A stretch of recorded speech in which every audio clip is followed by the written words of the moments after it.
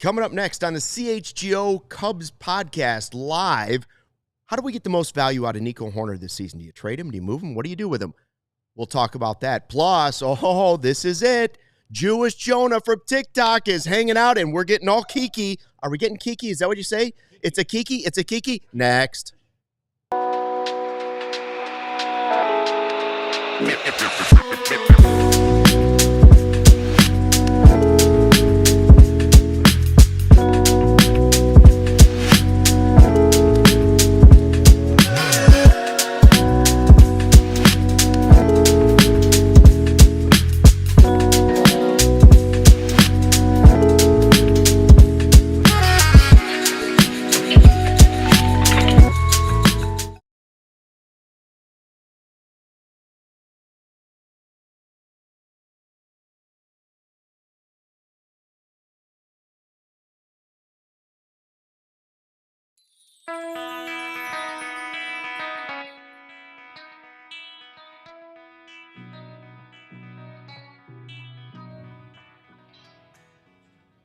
Hey, Chicago, what do you say? It's the CHGO Cubs podcast. It is November 26th. Thanksgiving is almost here. We're getting kiki. I don't like to say spill the tea anymore because the tea is too expensive. So we don't want to spill the tea. We stay kiki. Luke Stuckmeyer, Ryan Herrera, Jewish Jonah from TikTok, and also from Wrigley Field as well. And man, Cody Del Mendo, popping fresh. Nate Poppin running the ones and twos today. And we're going to talk a little bit about Nico Hoerner, and we'll probably talk about Juan Soto at some point. Yeah, go ahead, Cody. Can I just request that we clip the first 15 seconds of the show just for the internet to have forever? Kiki. We're so blessed to be able to sit here with you every day, Luke. That's all I can say. Very blessed. Anyway. At least he realizes it, you know. We're blessed to be able to sit here and kiki with Luke every day. Yeah. That's right. Or maybe just to witness the kikiing with Luke as well. I just learned this word today, but at first I thought it was the Drake song. But Emma, our social media manager, basically brought this up, and then Luke heard it, and now he's saying it. So. You know, it's just like Slay and period. Like he's up with the times. Ryan just splashed backwash on me. It wasn't backwash. It was as I opened up the water bottle. Sometimes it's time of germs. They're going around before the holidays. Better roll down the sleeves. If anyone's bringing germs into this, it's you. Probably me. That is true. That's true. You are the one with the kids. That's true. All right. So Jonah is here, and Jonah, first of all, in addition to being a celeb on TikTok, you're a big Cubs fan and a vendor. How long you been a vendor at Wrigley Field? I have been working at Wrigley since 2015, believe it or not. Well, that's pretty good timing for you. Perfect timing. Started when I was 18 years old, sent them an email out of high school. I was like, hey, diehard Cubs fan, got nothing to do this summer. Would love to work for you. And they sent me an email back. Yeah, we need vendors. And I said, okay, hot dog guy Jonah it is. So this was season number 10. Wow, just 10 years. And is it only hot dogs? Because my friend, do you know Perla? Perla. Short. She vends everywhere. She goes all over the place. I mean, she's got another job. She's a lawyer, all these other things, but she likes to vend. Been doing it for years. Anyways, Perla, she likes to show up early so she can get the beers because the beers are where you make the big bucks. Now, if you're 18, you got trouble with that. But do you only do hot dogs? No, I actually don't even have enough seniority to get hot dogs regularly. See, that's it. Perla, she's got the seniority. That's the key. I think that there's probably 150 employed vendors and 80 or so work each game. Yeah. I'm probably, if I show up every game, I'm probably still 60th in line, even though I've been there for a decade. That's crazy. Wow. Yeah. People have been there for a long time, man. 61 years. Hopper, David Komarov. That's the number active one leader right now. Active leader. Till David Kaplan shows up and is like, I used to do that. Take that. That's my hot dog. So do you have a go-to, like whatever you're selling, do you have a phrase for each thing that day? Like what's the worst thing to be peddling at Wrigley Field? That's a good question. Sometimes like on a cold day when I was younger and had less seniority, one of my first years, I was stuck with lemon chill on a 45-degree night. Not what you're necessarily wanting to sell at Wrigley in April. But now I'm getting some better products. My favorite thing to sell, frozen margaritas. Fun fact, first ever frozen margarita vendor at Wrigley Field. This guy. You. That is not documented with the historian, but it is true. We have a saying here, don't let the facts get in the way of a good story. So even if it's not true, perfect. That's now you. If you say it's true, it's true. That's right. It is a fact. All right. So do you have a go-to phrase though? It varies. Things? I can give you a little rundown depending on what I'm selling. A little demonstration. I need to stay fresh, even though we're still 4.5 months from baseball season. Practice up. So if I'm selling hot dogs, I like to break the silence barrier first with a little and then I'll go hot dogs. Because you got to get their attention first, and then once you have their attention, it's like, oh, now they're really listening. What are you selling? Hammer it home. Frozen margaritas, I'll be like, strawberry daiquiris, margaritas. Who's ready? Hey, who's ready for margs? So I like just that. kind of varies. You got the voice for it. Well, now what I'm thinking, if it's the hot dogs thing, I feel like you should be doing like CHGO Cubs podcast next. That should be my go-to line. Yeah. Every time I'm going to steal your bit. Please do. It's a great way to do it. Podcast. Podcast. Who's ready? Hey, get your podcast wherever you listen to them. See, there it is.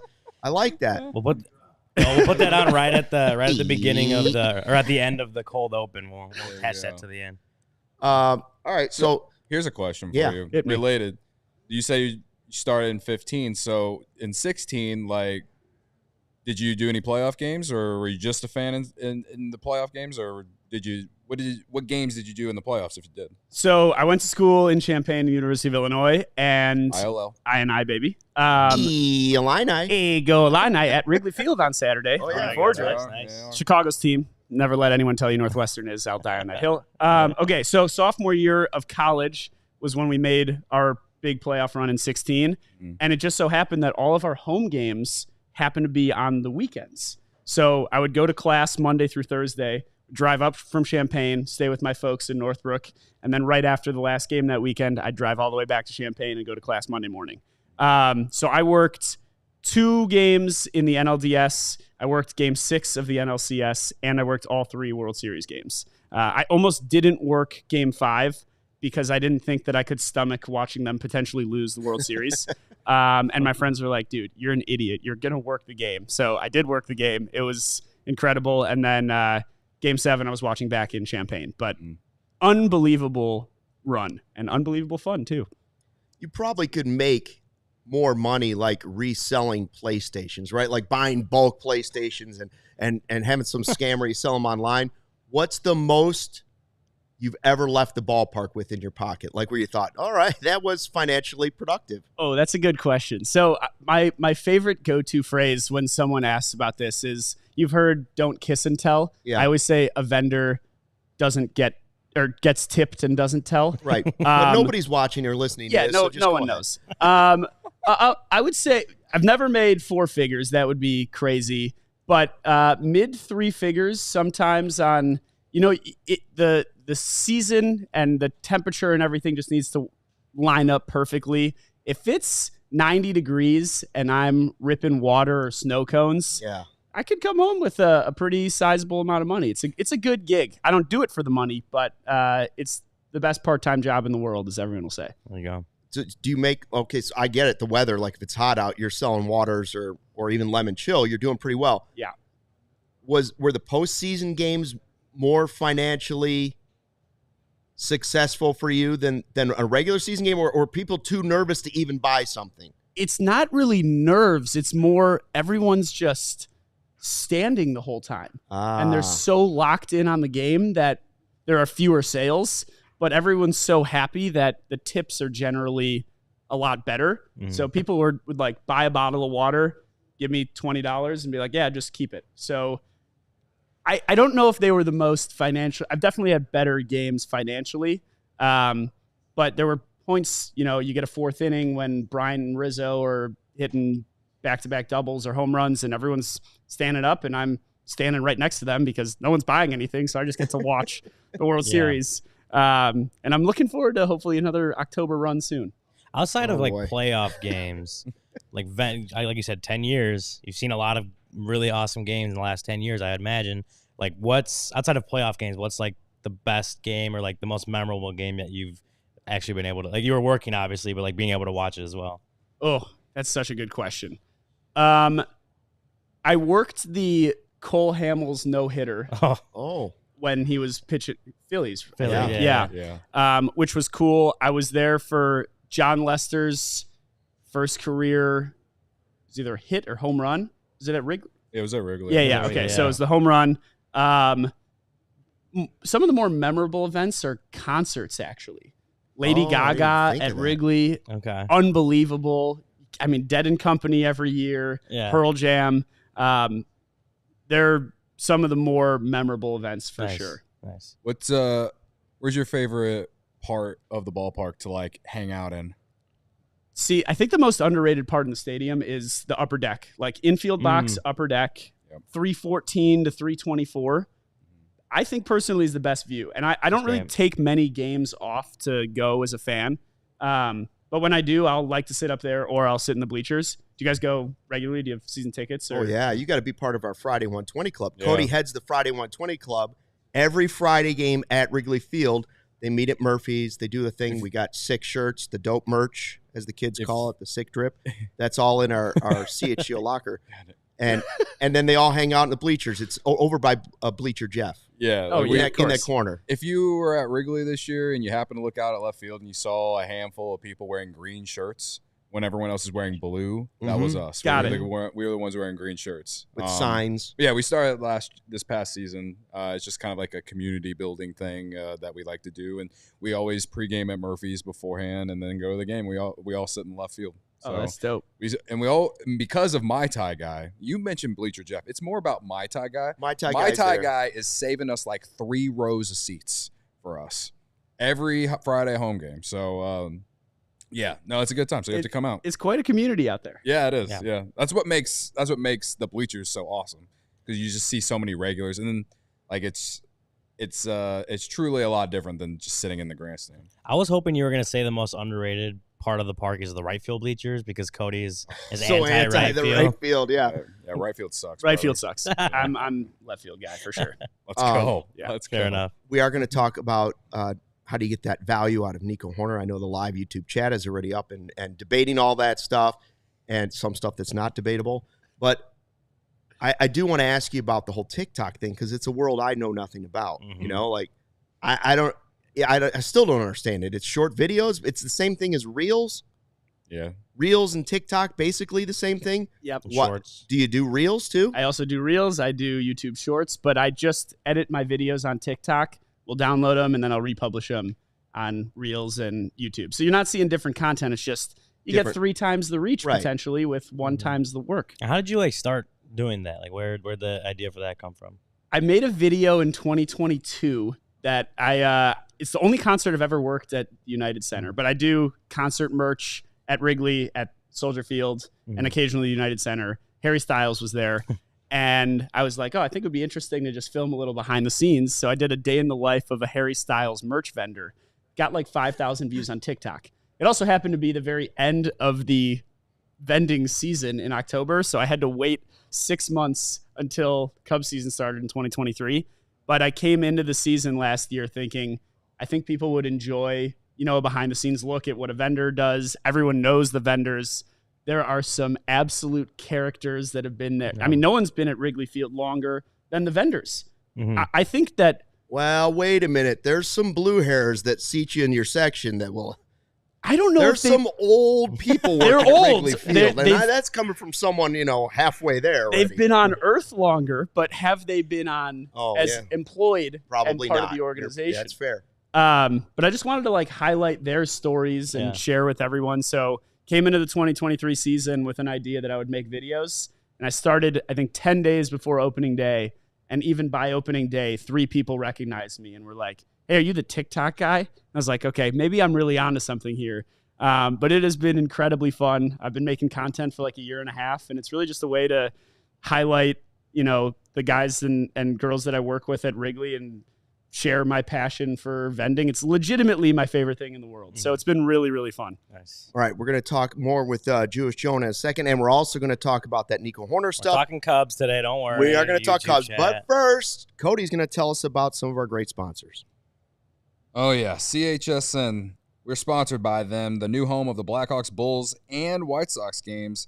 They'll broadcast more than 300 live games per year across the Blackhawks, Bulls, and White Sox, and will feature a full lineup of original Chicago-focused sports content.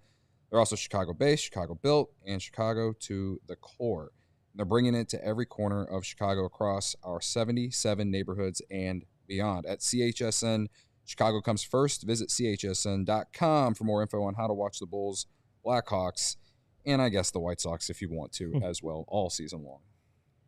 With the Black Friday sales event going on all month long at Ray Chevrolet, you can score door-buster deals on your next vehicle without the door-busting stress. Head in today to shop their huge selection of new Chevy models with special Black Friday prices. Right now, take $3,250 up to $13,000 off the MSRP on most new Chevy models, or shop over 125 of their vehicles priced under $20,000. You heard me, under $20,000. As one of the top-selling Chevy dealers in the Midwest, you're always able to shop one of the Chicagoland's area's largest Chevy inventories. Visit our partner this November at their location on Route 12 in Fox Lake or at raychevrolet.com. And if you've heard of Ray Chevrolet, then you've also heard the Ray Price Promise. They're guaranteed to make your next vehicle more affordable than ever with no price changing, no add-ons, and no hidden fees ever. That means the incredible prices you're hearing on the CHGO Cubs podcast. You can expect to see the very same prices when you shop Ray Chevy in-store or online.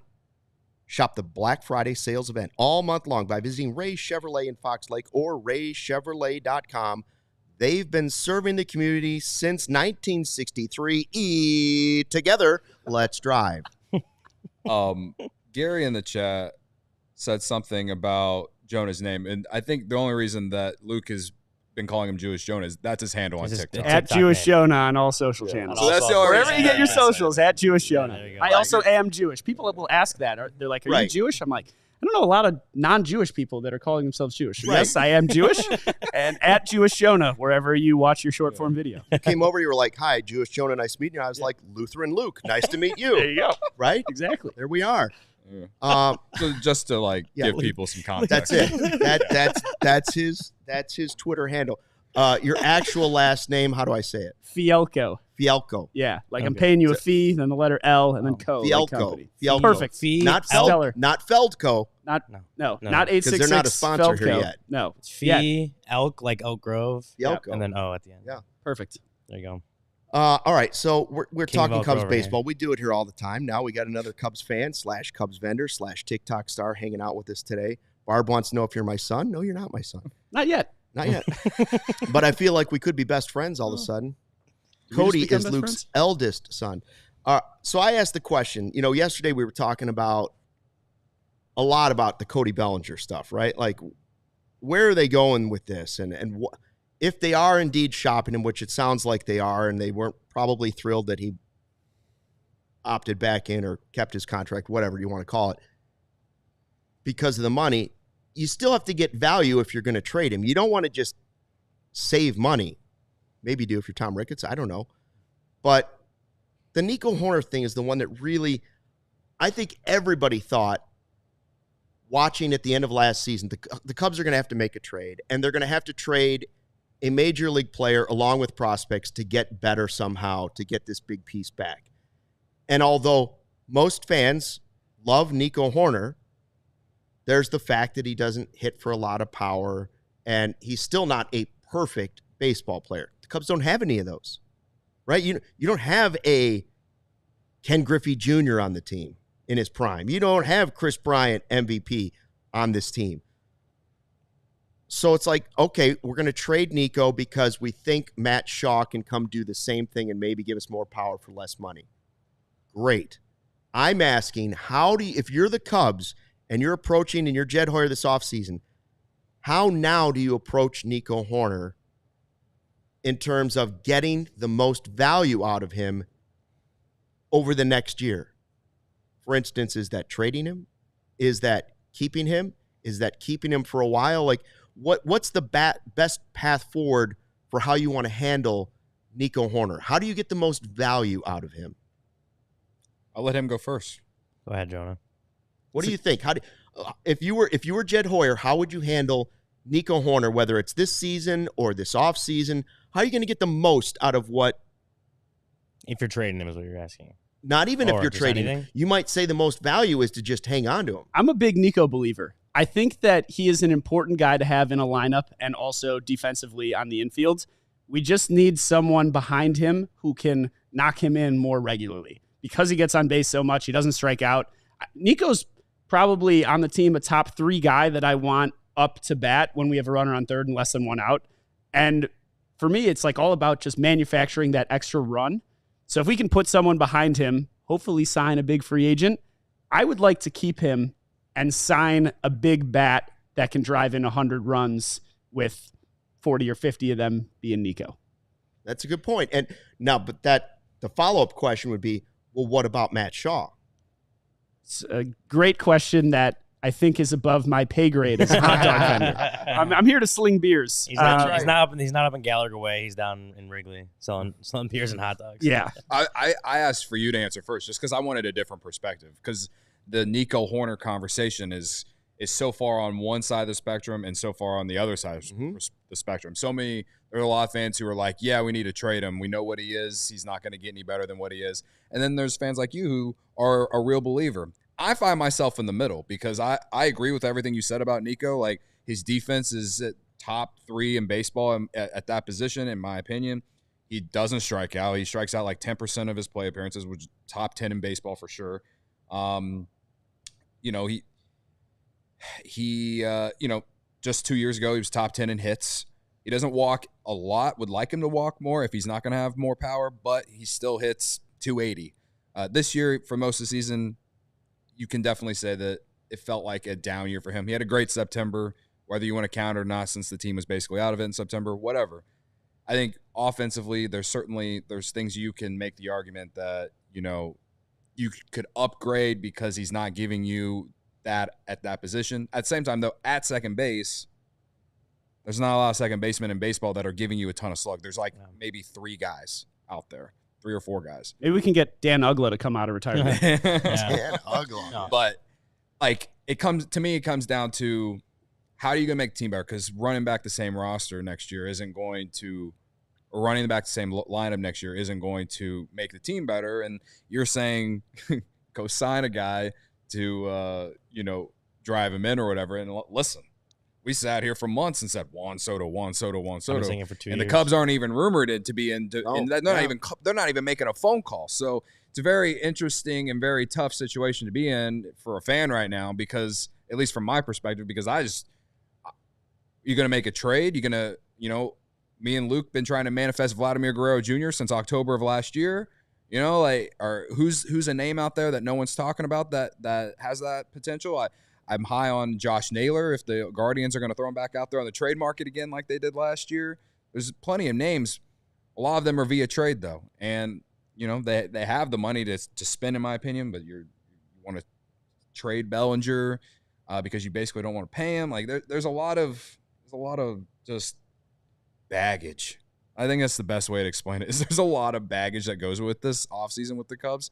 And so it leaves me just kind of in the middle, because it's like, I like Nico. He brings you a lot of value for many reasons, but also, like, you can't run the same lineup back. So the people who are like, we need to trade Nico because it potentially could put the team in a better position to win, I get it.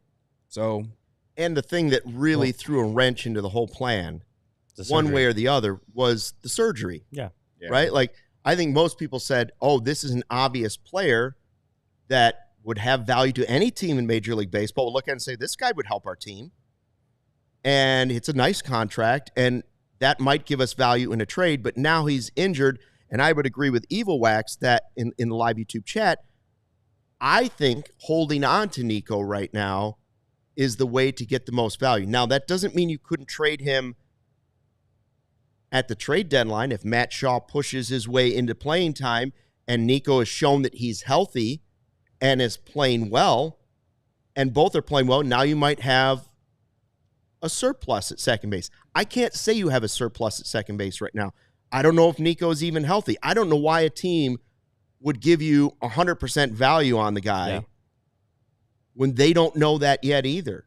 right? Why wouldn't they just wait to see what that situation is? Why would another team take a gamble on a guy who just had surgery and say, well, he's not going to hit me 35 home runs, but I like everything else about him if he's healthy? Well, that seems like a pretty big risk for another team. That's why I think you should be holding on to him right now. And I think, I would agree with Luke in that if he doesn't have that surgery, he's probably, I mean, he's not saying that he's probably gone, but he's probably a really high or a highly coveted like trade chip for other teams that need a good defensive second baseman, a guy that, doesn't strike out a lot, doesn't swing and miss a lot, puts the ball in play. Like Nico brings good value, especially at that contract. What is he making? Like 12 million, 13 million, something like that. The surgery obviously just it makes you, it should make other teams wary of trading for Nico Hoerner this offseason.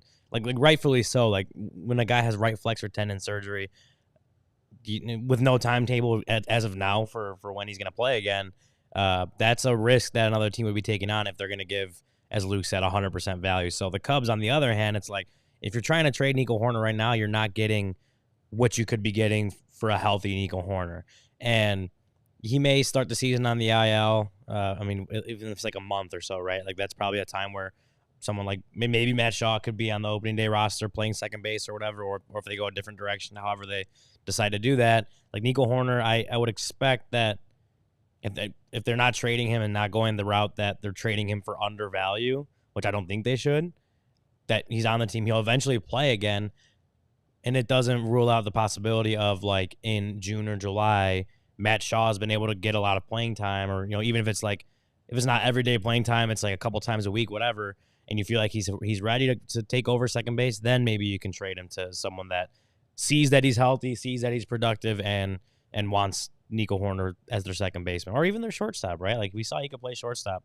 And I also think that's part of the calculus when you're like, if I'm the Cubs and I'm like, if I'm trading Nico Hoerner, I'm also trading my backup shortstop, and a pretty solid backup shortstop at that, right? Mm-hmm. It's like, because you have, I guess, like Luis Vasquez or those guys that can play the position, but no one on this team behind Dansby Swanson can play shortstop as well as Nico Hoerner showed he could play a couple years ago. So that is also part of the calculus, in that like he's not just a second baseman, he's a Gold Glove second baseman, but that's not it. Like this guy could also play shortstop for your team too. So I think when you're looking at Nico like that, to me that is a little bit of an increase in his value outside of just that second base. And if you're trading that for undervalue, I just don't think that's the route that the Cubs should take with him right now in this offseason. Jonah, from a fan perspective, right? Where do you put Nico, A, on the team, and B, the reason I ask this is I'm curious where you put him in second baseman the Cubs have had. Like, where do you guys look at him as like, okay, this guy was the best second baseman I've watched. I watched Sandberg. We know he's not Ryne Sandberg. He's never going to be Ryne Sandberg. That's a Hall of Famer. Where does he slot below that? And because he's not Ryne Sandberg, that's why I say, just like any other team, any other player on this team, if somebody offered you a good deal for the person, that's why I'd be willing to listen. I like Nico. I like to see Nico playing in a Cubs uniform. He's one of my favorite players on the team.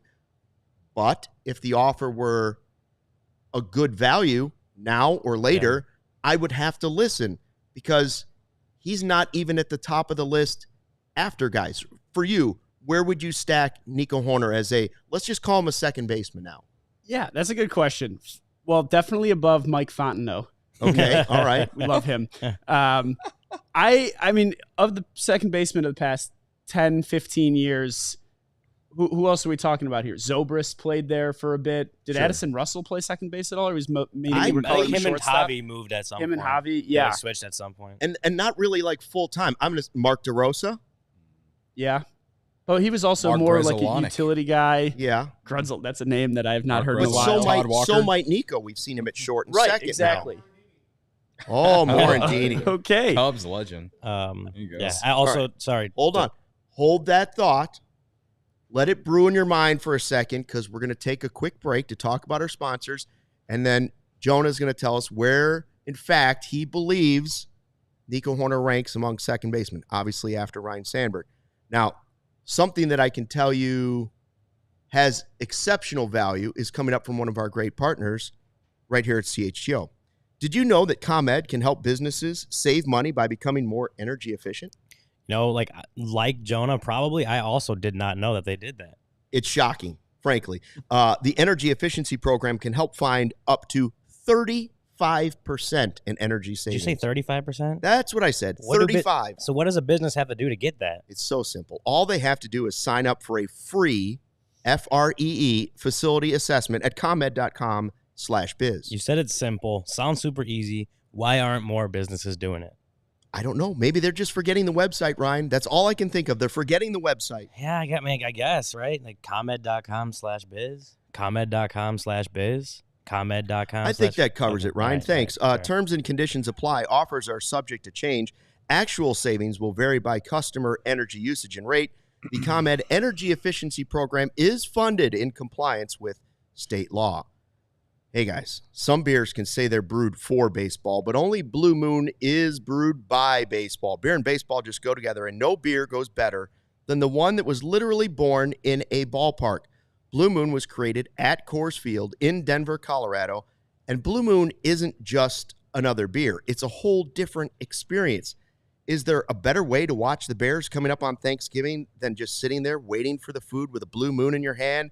Maybe some tasty hors d'oeuvres being passed around, little cocktail weenies. Don't fill up on them, but just a few, and then you have a Blue Moon with them.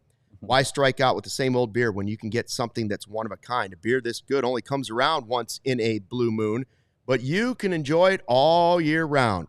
Try what I call the old Super Moon, an ice-cold Blue Moon poured into a frosty glass mug from the freezer with a slice of orange on the side. It is a vibe.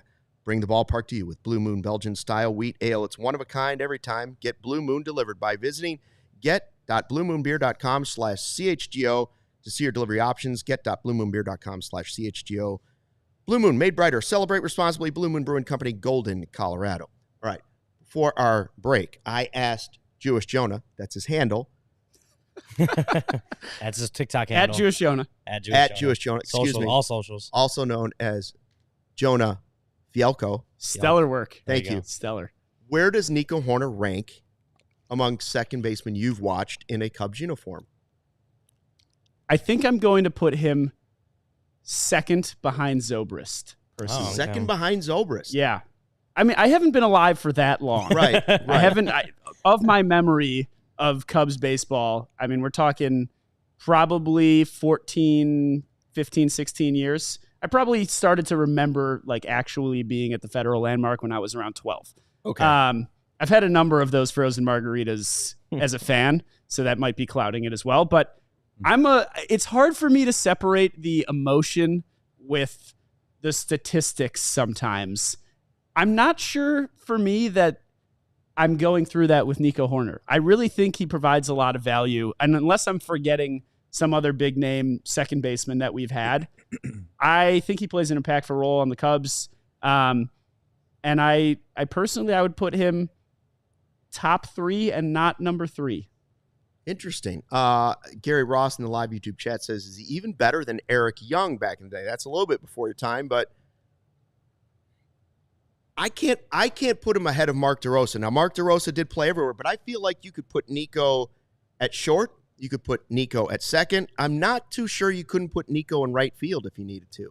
Like, I think he's athletic enough to he's play played center field before. Right? So yeah. I feel like he could be that person, but he doesn't give you the power that Mark DeRosa gives you. I do think, Cody, there's something attached to the fact that Nico, he does all the right things. He says all the right things. He does the right stuff in the offseason. He's the perfect employee if you're the Cubs, except for the lack of home runs.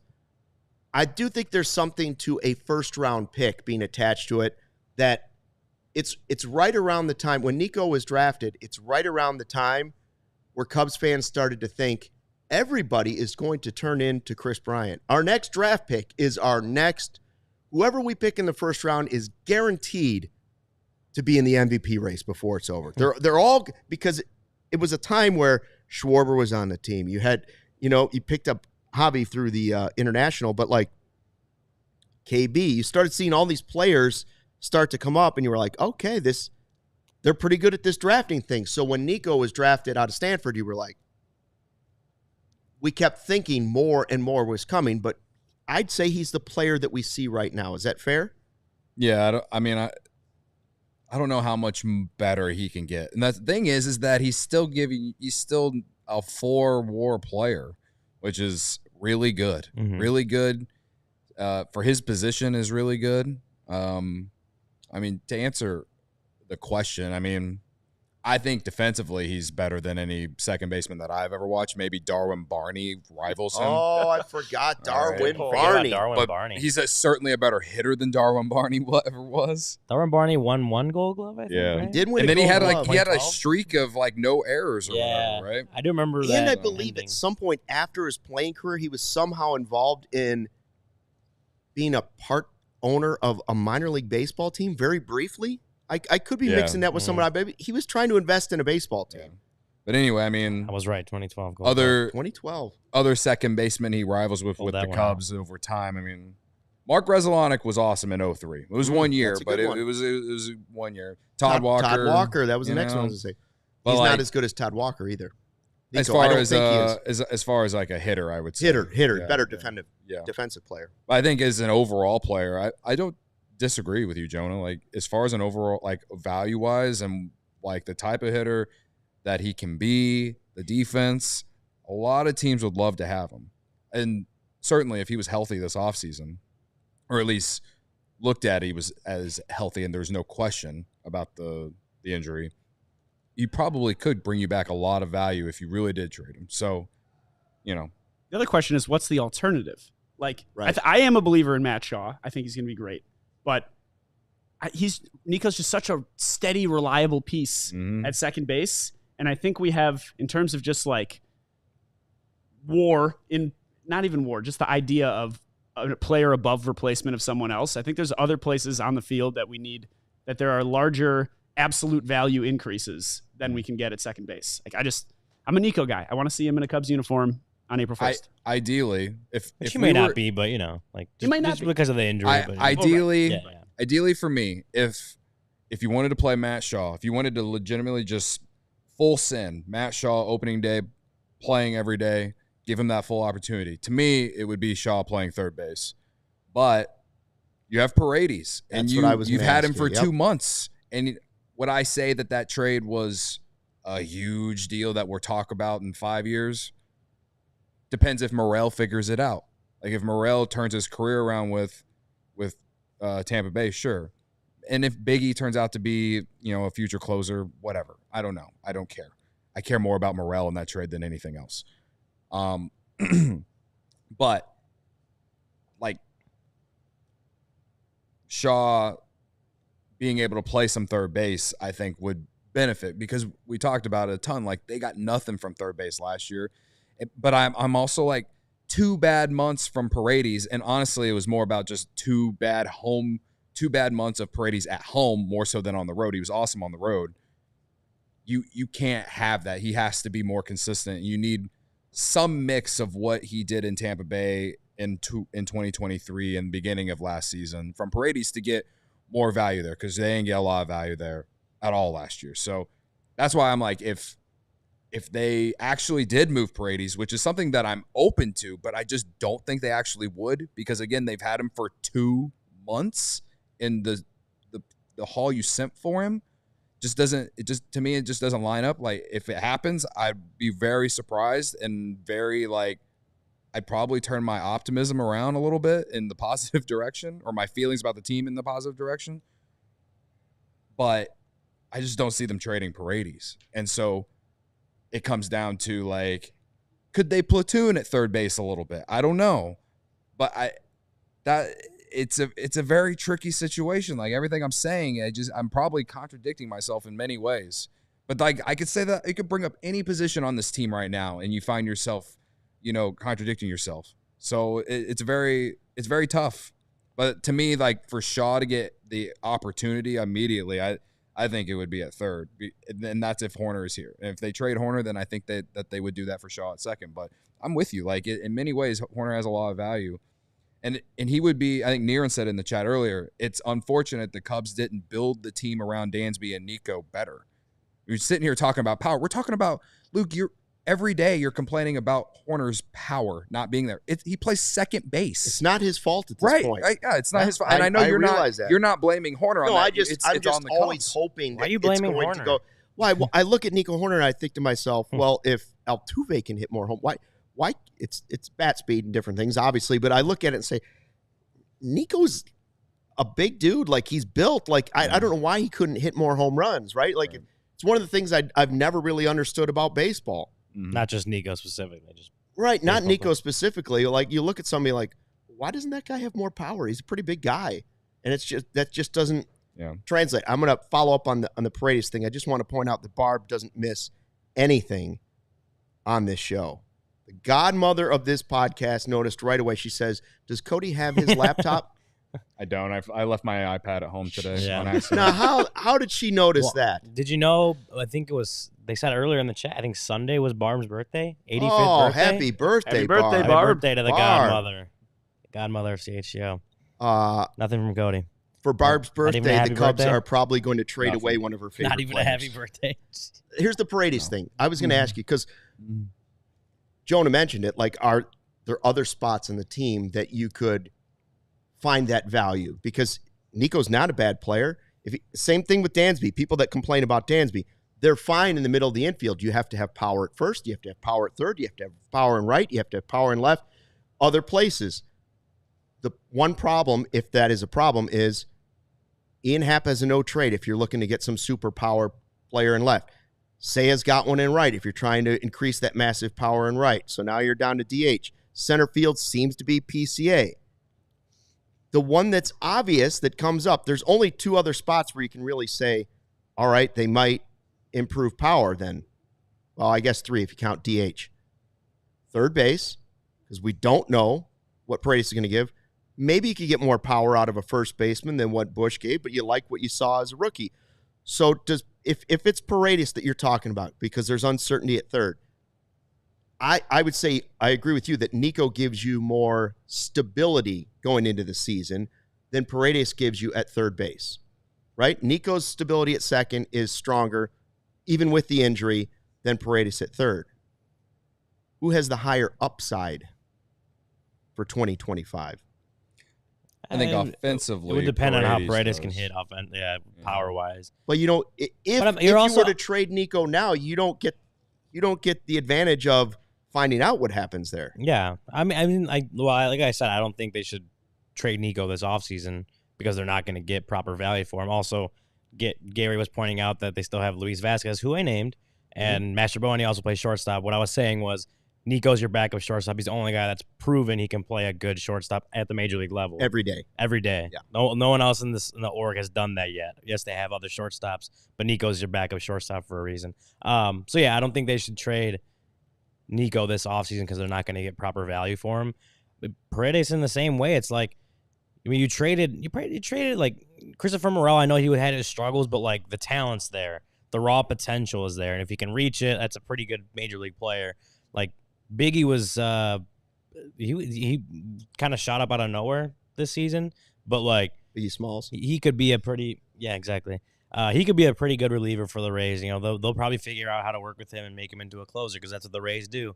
Then was it Ty Johnson was another he wasn't like a super popular prospect, but I think he was like he was on his way up. Like he's another guy that the Rays identified and wanted. So you gave up a decent package for Isaac Paredes, who even going into that trade had kind of a down month.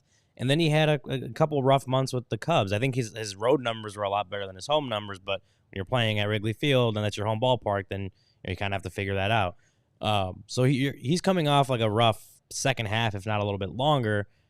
So now you're talking about trading a guy. Nico, you're trading at definitely not trading at proper value. But even Paredes, like, do you think he could have more value if you let him go into the season and play better? If you wanted to trade him, like I understand that's a risk because he could just not play any better going into the season. But if he plays better, why would you trade him? That too, right? That's like the point. If he hits 30 bombs, you're not trading. Well, then that's a point too. But it's like right now you're trading him at probably undervalued because of the way his last couple months of the season went, and considering what you gave up to get him, do you want to move on from that at this quickly? Right, 2 months into his return to the Cubs. Do we have to throw Matt Shaw right out of the bird's nest, or can we ease him in? Like, if Nico's going to start off on IL, can he start at second base as our everyday guy for the first month until Nico comes back, and then start working him in every third day at third base, then figure it out? Or you can send him back down to AAA and let him play there for a while again while you kind of figure things out. Yeah, especially exactly. if he struggles. Yeah. And also, one thing that I would like to note, and I don't know if this is factual or not, but don't want the facts. Okay, you're right. Valid. As part of being a vendor, I need to check the weather every day to figure out what kind of product I'm going to sell. If the wind's blowing in at Wrigley, it's a lot colder in the stadium than if the wind's blowing out, and it affects my decision. So I track the wind direction and speed for every game. This season felt like the wind was blowing in far more than it was in other years. So if we get, a May and a June with the wind blowing out, who knows? Paredes might hit 25 or 30 bombs this year. There were some games where Patrick Wisdom would have hit the ball onto the roof across from Waveland, if not for the wind. Would have won a couple games. But all I'm saying is I think that Paredes has a lot higher upside, and I'm not ready to jump ship on him yet. Are you Jed Hoyer's nephew? Yeah. I am That's not. what I'm asking, because Jed basically said, hey, well, Our our offense would have been so much better, but the wind was blowing in, and I would just say, well, it was blowing in for the other team, too. In for both, but our pitching was great. We just couldn't. Was it because of the wind blowing in? It might have been partially. But so that worries me about the pitching staff. I'm more concerned about knocking in runners on third base with less than 2 outs than hitting home runs. So you're saying, along with the Cubs' offense, your vending profits were also influenced by the wind blowing in this season. But also sometimes positively, because in April and May, if it's 60 degrees, but the wind's blowing in, that's like 47 degrees. And I'm selling hot chocolate, and the other vendors aren't looking at the wind direction. So you're prepared. I'm always prepared. Yeah. Are you familiar with how the draft works each day to pick products? Well, that also is by seniority and by how you show up, right? Well, it's only by seniority and how many years you've been there, not how early you get to the ballpark. But there's a whole sheet of products and sections, and you line up in seniority order, and people start choosing options, and once it's gone, it's gone. So when I get up to the table, I have to do a quick 15-second analysis based on my data that I've brought in, weather, time of game, attendance, and I'm choosing what item I'm going to sell on the spot. And some guys are just not prepared for that, and you would be amazed at how many people pick a product, then 3 seconds later, they're like, oh, I shouldn't have done that. That was a mistake, and it affects their income. I don't have those. So we've got off on a tangent here. But No, what you're saying, Jonah, is it seems you might be more prepared for the weather than the Cubs front office, because the Cubs front office should be doing the same thing along with the manager and saying, well, wait a minute, we're not going to hit the ball out today, so why even play Patrick Wisdom? Because it's howling in 30 miles an hour. We better go small ball today. You're thinking that. They need to be thinking that. If they need a weather consultant, I'm not just a frozen margarita vendor. They can give me a call. TikTok weather updates. That's Danny Rocket's thing. But if you want to steal it, go ahead. I'm not looking to steal and encroach on anyone's territory here. Yeah, go ahead, Cody. The weather thing, like, there we go. Weather, we're bringing it back. I like to pick on Jed Hoyer for it because of all the things to blame. I'm not saying it wasn't reality.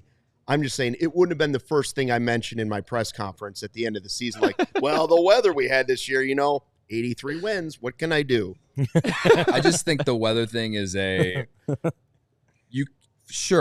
your ballpark plays as a bottom 5 offensive ballpark for an entire year, second to last.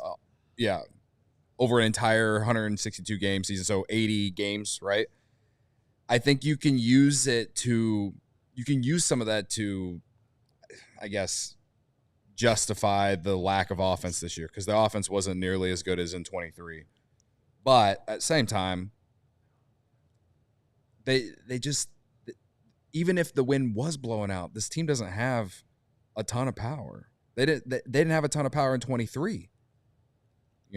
They still scored like top 10 in runs, but like it's not like they were hitting a ton of home runs. They also did have like 4 or 5 guys who hit 20 plus homers, but and that's why Nico's name comes up, right? Because it's a spot where you could have more home runs, possibly. Right. And, maybe. Also in 23, Morel was on the team. Morel was horrific this past season with the half the season he played with the Cubs. So the question is, do you take a guy that's hitting 185 but hits 20 homers, or a guy that's going to hit 280 and hit 6? Mm-hmm. I personally would go for the 280. I miss small ball. I want small ball back. I miss converting runs. We did a good job, I think, stealing bases. I think this year it seemed like we were more aggressive on the base paths than last year, but I think just like the manufacturing runs and converting opportunities. Yeah. And my favorite play in baseball is a single that sends someone from first to third. I get elated. I do think the Cubs were good at that this last year, but I mean the problem with it was we saw in May and June was their inability to finish off those chances and score runs. The runners in scoring, the numbers of runners in scoring position or runners on were horrid, and that's also part of the argument as far as power. It's if you have a few guys that can hit a bunch of home runs, then you don't necessarily need to manufacture runs because they could change the game with one swing of the bat. But I do agree in that the team, the way it was built, did a good job in first to third or turning singles and hustle doubles, right? I think they did a good job of that. It was just the finishing off those opportunities. And that's just harder really to put. Them. It's harder to put together. It's the balance in baseball, right? The Cubs had all these guys that struck out, and then they're we got to go the opposite way. And then it was, okay, we're gonna have Nick Madrigal and Nico Hoerner and yada yada yada. But it is harder to string together 3 base hits to score a run against guys that are throwing 98-mile-an-hour sliders than it is to catch one of those sliders and take it out and maybe give you 2 runs instantly. And it's just kind of the way the game is gone. I agree. It's not as – I like a home run, but I don't want every run in the game to just be a home run. Right. But that's just sort of kind of the reality of it right now. Pitchers have gotten so good and so talented with so much information that it's becoming harder and harder to string together 4 base hits in an inning to score those 2 runs, where Patrick Wisdom might strike out 4 times, but on the 5th time, if he hits a home run, do you feel good about his day? Yeah. In his case, yes. Yeah. But that said, the Cubs don't want him playing third base every day. Right. The Paredes, he kind of gives you both. If things work out, if he bounces back next year, because he had a K rate below 20% with the Rays, hit 30 bombs in 23, had almost 20 this past year. Could have hit more. Who knows if he didn't slump at the end of the year. But his approach is awesome. He can hit, everyone knows this, his spray chart for home runs. He's a straight pull hitter. Yeah. But he does take the ball the other way with 2 strikes. He's great at it. And I think that's one of the reasons why the Cubs like him, because they, especially when we were in the golden era, they had a lot of guys who were, I don't want to say boom or bust, but they just didn't change their approach with 2 strikes. And he does. So whether he hits 30 bombs next year or not, for how bad third base was for the Cubs last year, if he just gives you above, or even if he gives you league average play as an offensive hitter and as a defensive player, it's a massive upgrade from last year. Even if he just gives you league average. Obviously you'd want better than that, but obviously, obviously you would want more, better. But if he is and when I say league average overall, I'm saying as a defensive player, he's league average there, and as an offensive hitter, if he's more like what we've seen, somewhere probably a 120 WRC plus, something like that. If he and can hit 20 plus homers, gives you above average defense or average defense at third, and is healthy, and let's say top 4 in RBIs on your team, because he's going to be in the middle of the lineup. He's going to hit somewhere between 5th or 4th and 6th in your lineup every day to start the year next year. Right? So if he's driving runs and he's giving you good at-bats and he's not striking out, that's better than what they got at third base all of last year for the most part, at least before he was on the team. To me, that's what they need at the very least from him. He has the potential to be more than that, but they at least need that. And maybe that gives you the power that we're talking about, or the offensive surge, like not even just home runs, but just offensive production. I also want that's a lot to hope for, though. And back to Nico for a quick second. I think he was trying to. It seemed like something was different with his swing, and he was trying to hit for more power early in the season. Yeah. I also want guys to just be who they are. If you're looking for a guy who can do both, give the power and also play the small ball, Bellinger's a great example of it, right? Like, here's a guy who was at the top of the league and was hitting home runs, and for the Cubs, while we would like him to hit more home runs, he chokes up and will take it the other way for a base hit as well as anybody on the team, I think. And he hits lefty pitching better than our righties hit lefty pitching. Bellinger's. We want to trade him too. Yeah. You guys personally want to trade him? No. Barb in the chat always Barb, wants. Interesting. No, in general. No, I think the Cubs do. I've heard they want to trade him. I don't think that's the wisest idea. I think Cody is an important part of this team. I think we need to be focusing more on our woes behind the plate. And Amaya had a phenomenal second half of the year, but I miss Wilson Contreras. And I think that there's a lot of production that we're missing out on coming from catcher. You know, Miss Wilson? I don't miss Wilson. Cody's bitter. I'm still bitter. I'm going to be bitter about it until he's not a Cardinal. So, yeah. Cody was bitter. But you say you wouldn't take him on this team next year? No. They're not even going to play him at catcher next year. The Cubs could technically play him at catcher if they wanted to. Oh, so then the pitching really will go down then. Oh, boy. The weather... The weather won't. Yeah, I'd take his bat, but listen, you got to take the good with the bad, man. It's not an easy. I'm not saying Jed Hoyer and Carter Hawkins have an easy jobs to fix what's going on. They also kind of put them in the spot. That's what they're getting paid for right now this offseason. There's no reason the Brewers should be 10 games better than they also kind of put themselves in that spot. How far off do you guys think we are from competing for the NL Central? Like, do you think we need to make a lot of moves, or do you think that we're closer than we just maybe need to the exceed eye? Projections at every position? It's a fever dream for you. But you know what, Jonah? I'm not even worried about that. Play the hits. There is a huge gap when you're talking about 10 games between the Brewers and the Cubs. Yeah. But realistically, how far away are you from the Dodgers and the Braves? Right. That's the real problem. And that is, when you look at the Dodgers, it's the Grand Canyon right now. So as much as I like a lot of the good players they have, to me, the Cubs have to make some really bold decisions that the team on the other side of town didn't do recently and waited too long. Cubs need to make those decisions now so they get the right value for the right players that they're moving on from, even if they're guys you like. Just play the hits, Luke. What do the Cubs need? Superstar. There you go. Play the hits. I'm aligned with that. Actually, multiple superstars. Which find me a team that wins the World Series that doesn't have to answer your question, superstars. It's really easy. They could just, sign Juan Soto or sign or even if you don't go the offensive path, be in on Max Fried, be in on Corbin Burns, but they're not. So. I think that's my mentality too. I think we are closer than most, but we need that superstar, whether it's a bat or a starting pitcher. It's not a bad team. They've won 83 games in a row. They've been about 500 team, and they had 2 years in a row. They had strings too, where they looked. They were producing runs. The bullpen was lights out. I think the second half they were top 5 in just as far as record wise, something like that. It's not a bad team. It's just they don't have that player that, at least unless they get 2023 Cody Bellinger back, to lead them and keep them from getting that May and June swoon again, right? They didn't have anyone to lead them out, so I'm just distracted by the circle at the bottom that Jonah is in there. Yes, the Cubs do need it. There's stars 2 of them here. Oh. This show's twice as good now. Cubs do need stars. Can't get rid of them in this lineup. They can't get rid of them. We got double Jonah. There you go. There we go. Mm-hmm. JJ, Jewish Jonah. We got him. Mm-hmm. That's right. So yeah, the Cubs. I don't think the Cubs are too far away, but they do have work to do for sure. First of all, thank you for coming in today. We appreciate it.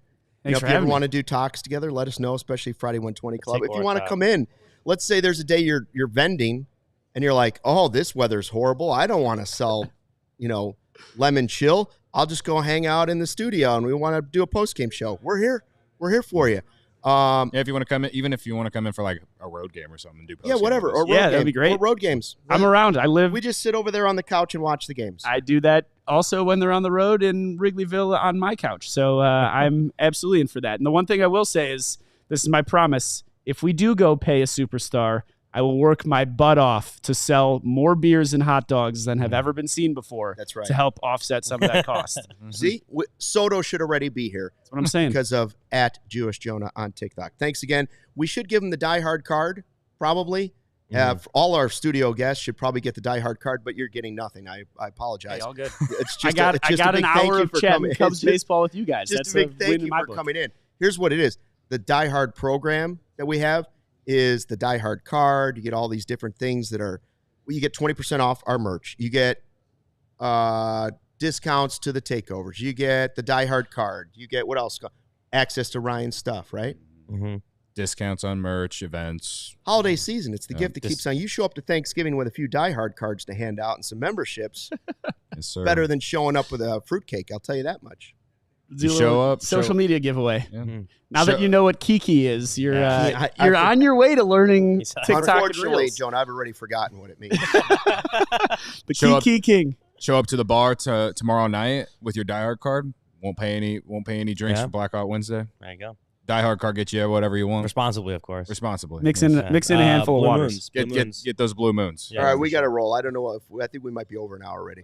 Thanks for watching the CHGO podcast. Thanks, Jonah, for coming in. Until tomorrow, fly the W.